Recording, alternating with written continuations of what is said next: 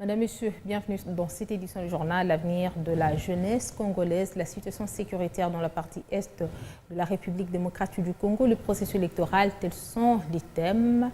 abordés lors d'une conférence débat organisée par l'Association de jeunes motivés pour le développement, une conférence qui a été animée par le président du Congrès des démocrates pour le progrès social, un parti politique membre de l'Union sacrée. Xavier Belchika a conscientisé les jeunes sur leur rôle et leur participation dans l'avenir du pays et aussi sur la défense de la patrie.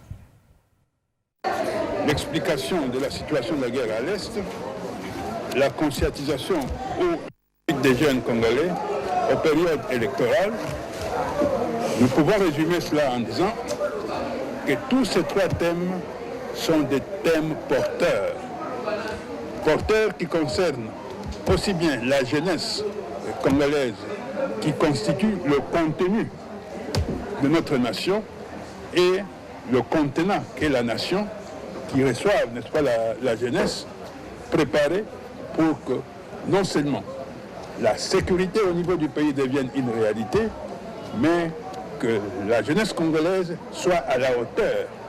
de la conscience et de la confiance que le pays peut placer en elle. Et enfin, pour que tout cela puisse arriver, il faut que la jeunesse sache qu'elle détient en main les atouts. À savoir, bientôt les élections vont arriver,